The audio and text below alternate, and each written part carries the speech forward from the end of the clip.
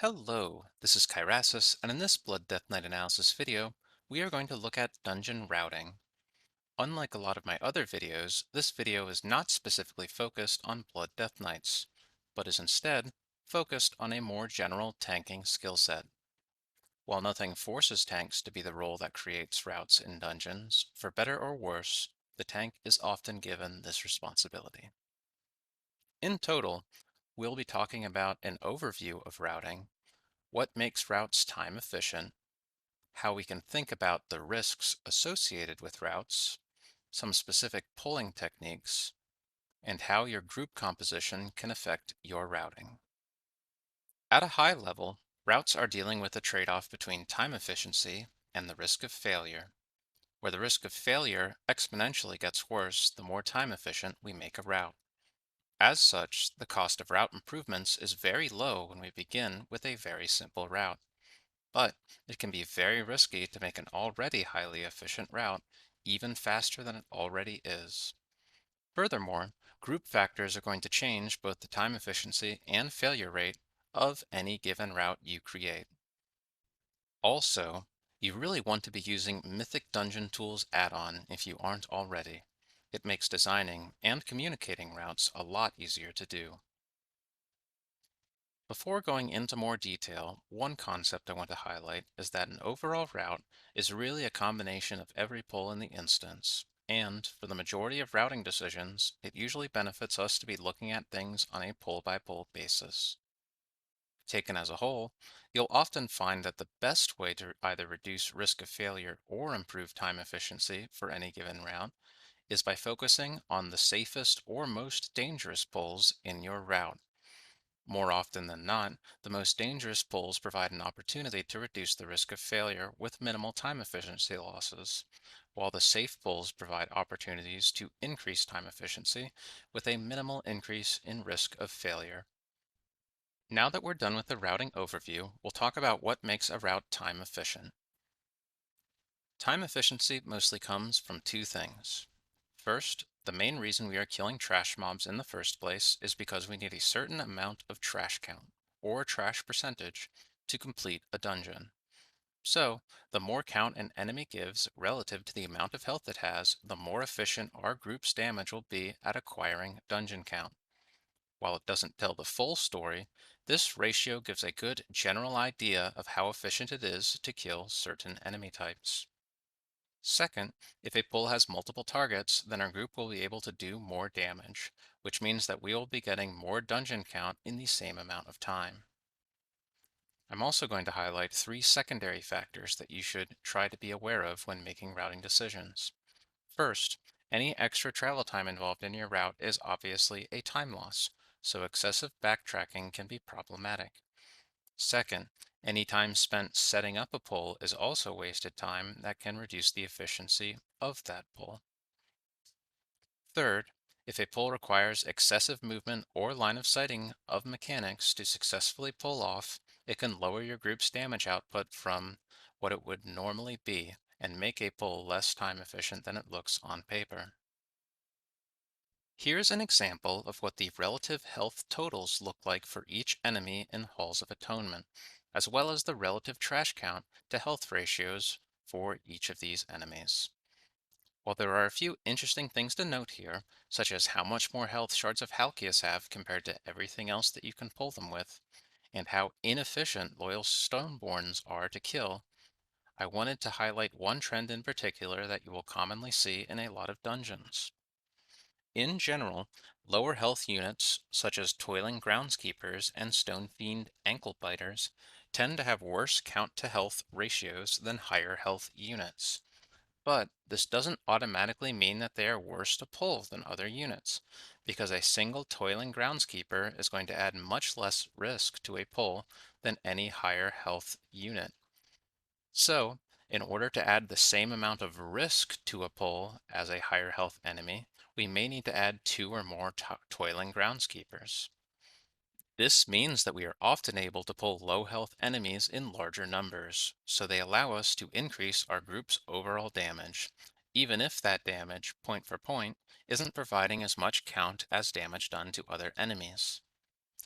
The opposite is usually true for higher health enemies, but Halls of Atonement does not have any good examples for these. Now that we've reviewed time efficiency, we'll talk about the risk of failure.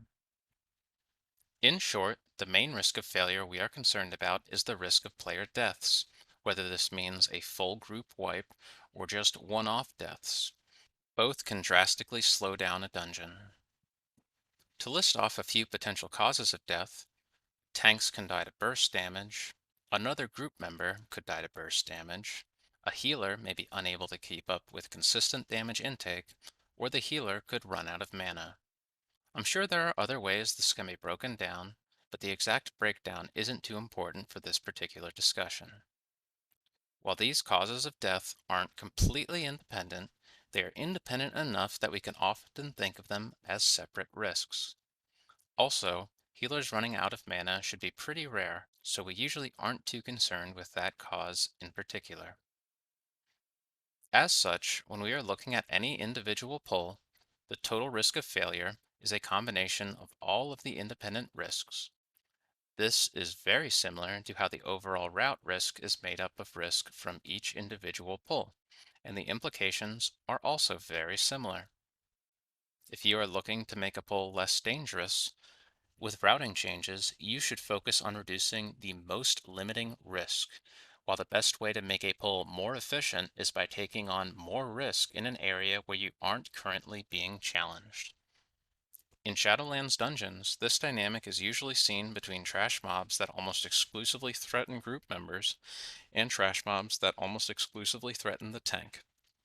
In a perfect world, all of our pulls would mix and match different risks whenever it's reasonable to find an efficient balance.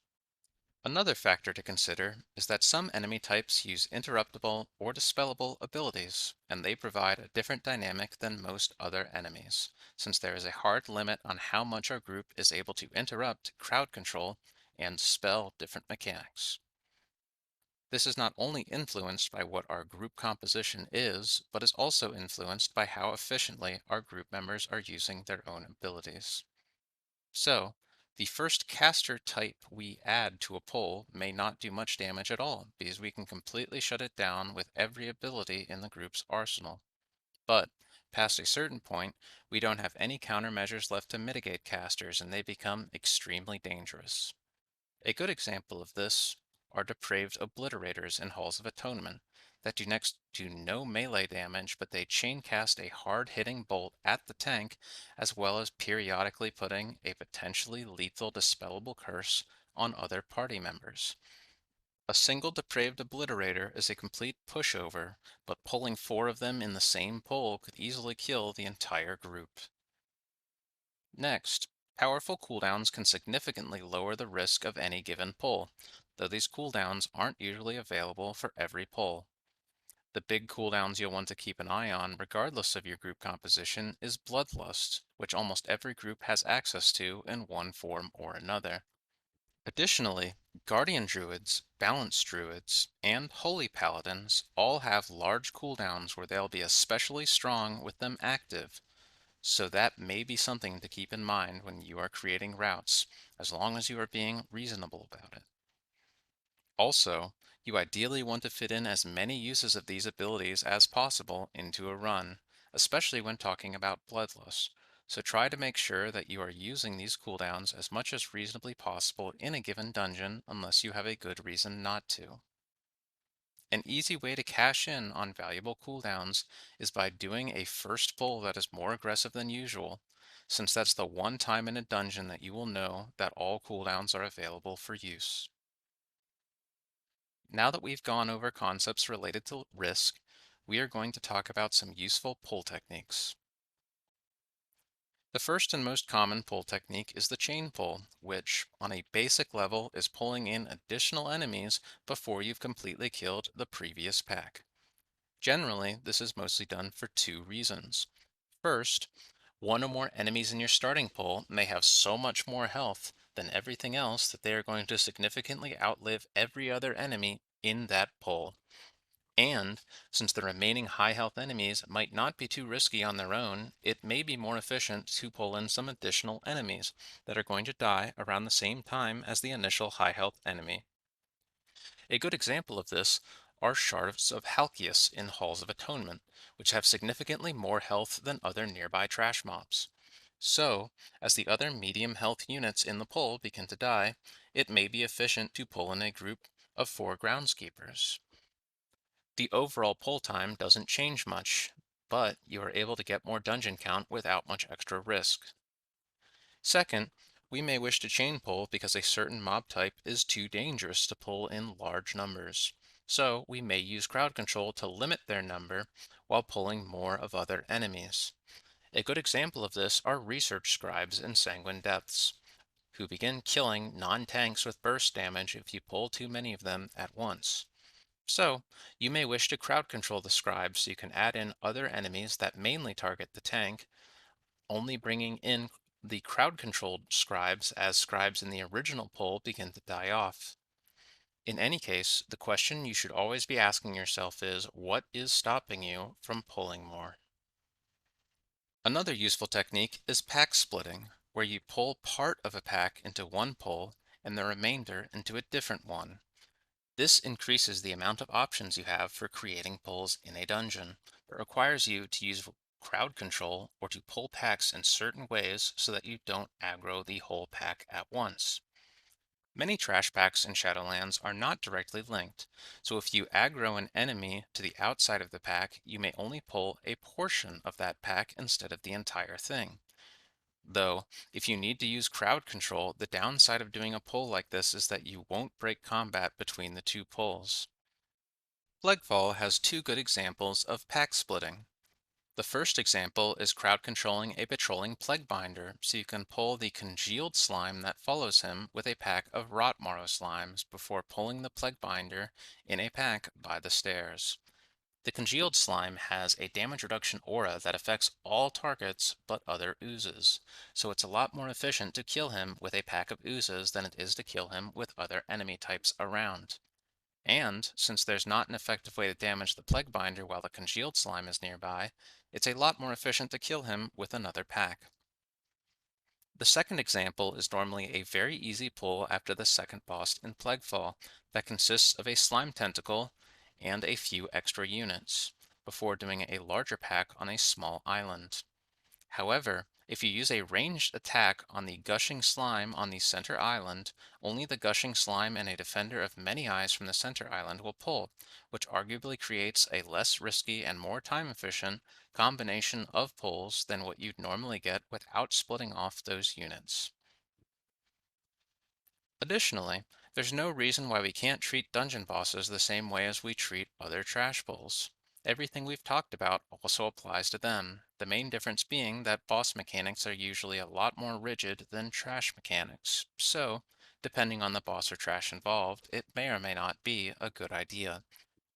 These pulls are usually a lot harder to pull off depending on their size, since there can be a lot of things going off at once and since party members can't release during boss encounters. Common examples include trash with Halkias in Halls of Atonement, a few Spriggans with Dealer in The Other Side, a lone caster with the third boss in Sanguine Depths, trash with Blightbone in Necrotic Wake, the Bowl with the first boss in Theater of Pain, and two trash mobs with Gorechop in Theater of Pain. Less common in Shadowlands dungeons is the oversized kiting pull, where the tank establishes initial threat with cooldowns before kiting a pack of enemies until it dies.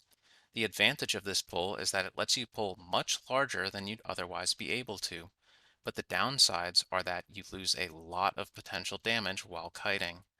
You need enemies that are relatively harmless while being kited. You need enemies that have similar movement patterns so that they remain relatively grouped, and they are usually very tricky to set up. Ideally, your pull would be large enough so that the damage you gain from having more targets is more than what you'd lose from having the tank kite for a prolonged period of time. The one area in particular where this pull style can be used with some effectiveness in Shadowland dungeons is the Ardenweald area in The Other Side, which provides a large number of enemies that meet these requirements, though they can be tricky to set up. While it's from the Battle for Azeroth expansion and not Shadowlands, a great example of this pull type is the entire beach pull at the start of Tol Gore, which would involve over 20 enemy units and require heavy cooldown usage to set up without dying. After talking about pull techniques, now we're going to take a look at group considerations. The first set of group considerations we'll want to consider are those that are character-based. Class-specific utility is a big one of these, since it determines how many kicks, soothes, dispels, crowd control, and skip potential our group has. For example, the total number of decurses you have may be an important factor to determine how many depraved obliterators and halls of atonement you feel like fighting at the same time. While having access to Shroud in addition to invisibility potions may open up new routing opportunities that weren't otherwise available to you. Furthermore, your group may be more effective at certain pull sizes than others, since some classes have a lot of trouble effectively doing damage above certain target counts, and some classes are better than others at focusing high health enemies in larger packs. And while we touched on this previously, some classes might be interested in doing more aggressive pulls every 3 or 4 minutes because of strong cooldowns, like Guardian Druids, Balance Druids, and Holy Paladins. On the other side of that equation, some classes may be happier dealing with more consistent pull sizes, such as Blood Death Knights, Outlaw Rogues, and Mistweaver Monks. Also, it's good to keep in mind the character strength of people in your group. If someone is at a severe item level disadvantage, it's going to limit their throughput capability a lot. The main player-based group traits are player skill and route familiarity. It is important to remember that these traits are always going to be outside of your immediate control. Also, when you are trying to accommodate for either of these things, remember that some aspects of pulls are a lot more punishing than others, particularly if a route has inflexible kicking requirements, difficult skips, or requires a high level of situational awareness to not die to avoidable damage. In addition to the level of dungeon you are running, your group makeup can and will change what is and is not a good routing idea. In conclusion, we reviewed a basic framework for thinking about routing, talked about what makes a route time efficient, how to think about risk, a few useful pull techniques, and how our group composition affects our routing decisions. If this content was helpful to you, if you had any questions, if there are any additional topics you would like to see in the future, or if you have any of your own opinions on dungeon routing, leave a comment below or contact me through Discord. My information can be found in the video description below. In the meantime, good luck and have fun.